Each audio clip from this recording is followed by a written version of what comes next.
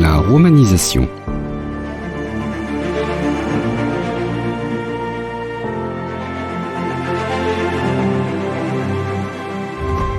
Bonjour à tous. Vous avez peut-être visité pendant vos vacances des sites archéologiques romains, dans le sud de la France, en Espagne, en Italie, en Tunisie, voire en Angleterre ou encore au Liban. Des temples célébrant les mêmes dieux, des plans de villes quasiment identiques, des monuments que l'on pourrait trouver de l'autre côté de la Méditerranée. Comme si une seule et même culture avait réussi à s'étendre de part et d'autre de cette mer et aller très loin, même au nord de l'Europe. En fait, cette impression est la conséquence d'un phénomène historique, la romanisation, c'est-à-dire la diffusion de la culture et du mode de vie romain aux peuples composant l'Empire. Il ne s'agit pas d'une politique autoritaire, bien au contraire. Tout repose sur la séduction et l'attrait de cette culture auprès des populations. Remontons donc dans le temps pour comprendre ainsi comment Rome parvient aussi bien à romaniser son empire. Être romain, c'est d'abord être un citoyen de Rome. Alors, il faut commencer par un rappel, l'Empire romain n'a pas fait disparaître les cités.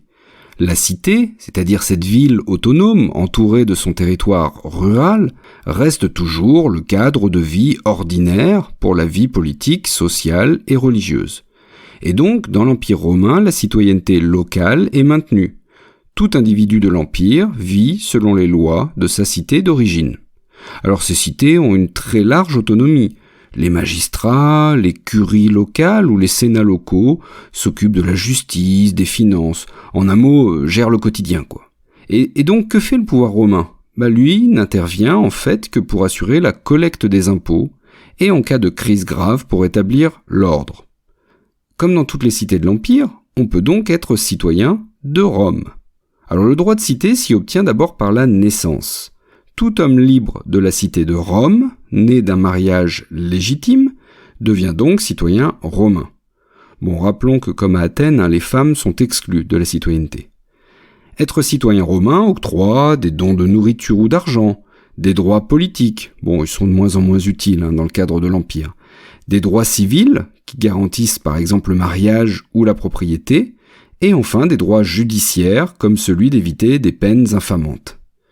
Les citoyens romains ont aussi des privilèges, celui de porter la toge et surtout un nom qui indique leur statut. Ce sont les tria nomina.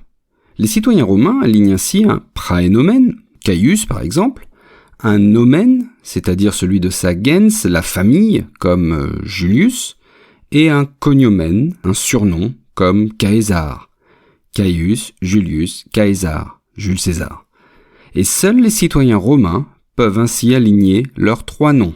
Mon nom est Maximus Decimus Meridius, commandant au chef des armées du Nord, général des légions Félix, fidèle serviteur du vrai empereur Marc Aurèle.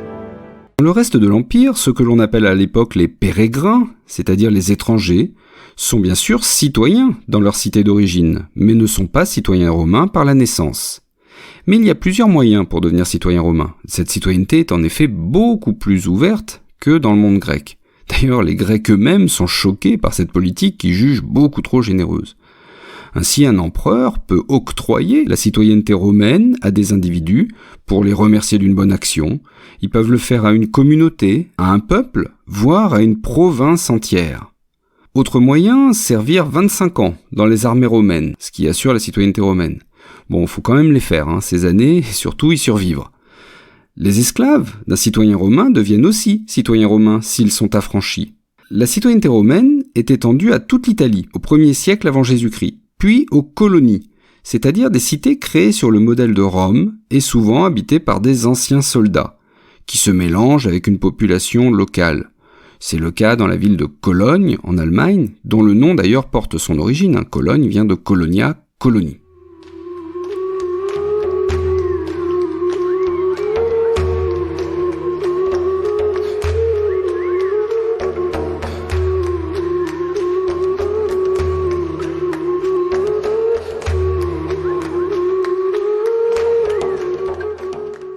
Au début de la période impériale, Rome compte plus de 6 millions de citoyens. c'est-à-dire 6 fois plus qu'au siècle précédent. Bon, 6 millions sur environ 60 millions d'habitants. Donc on imagine que les citoyens romains sont l'équivalent d'un habitant de l'Empire sur 10. Et dans ce nombre de citoyens romains, les provinciaux, c'est-à-dire les habitants hors de l'Italie, restent assez rares. Il s'agit surtout de magistrats locaux qui deviennent citoyens romains à la fin de leur charge. Alors certains empereurs peuvent se montrer généreux en donnant la citoyenneté, c'est le cas de Claude par exemple, qui va donner la citoyenneté romaine à une partie des Gaulois en 48 après Jésus-Christ. Alors il faut bien comprendre que, aux yeux de certains Romains, cette extension de la citoyenneté suscite des critiques. Le philosophe Sénèque dit d'ailleurs de Claude qu'il veut voir tout le monde en toge, les Grecs, les Gaulois, les Ibères, les Bretons. Bon, cependant il y a de plus en plus de citoyens romains. Alors, en 212 arrive une décision impériale extraordinaire. C'est celle de l'empereur Caracalla. Alors, Caracalla, c'est un nom un peu étrange, puisque ça signifie manteau à capuche. Bon, donc, Caracalla va prendre cette décision absolument sidérante d'octroyer la citoyenneté romaine à tous les hommes libres de l'Empire, y compris dans des provinces où les citoyens romains sont très peu nombreux. C'est le célèbre édit de Caracalla. Alors, cette décision va permettre une unification juridique de l'Empire, ça permet d'élargir le nombre de gens qui peuvent payer des impôts et d'augmenter aussi potentiellement le nombre de soldats disponibles. Largement, en fait, elle contribue à l'unité et à la romanisation de l'Empire. Donc la romanisation, on le voit, va passer par la citoyenneté, mais elle passe aussi par la ville. Celle-ci est en effet au cœur de la romanisation, puisque partout dans l'Empire, la ville va copier le mode de vie romain. Vivre à la romaine, c'est vivre en ville. Alors la création de la ville se fait avec un plan géométrique autour de 2 axes, le cardo, nord-sud, et le decumanus, est-ouest, avec aux extrémités des portes monumentales et au croisement de ces 2 axes, un forum. Le forum, c'est le lieu des cérémonies publiques, notamment liées au culte impérial. Et alors justement, près du forum, on va trouver les bâtiments des magistrats et les temples.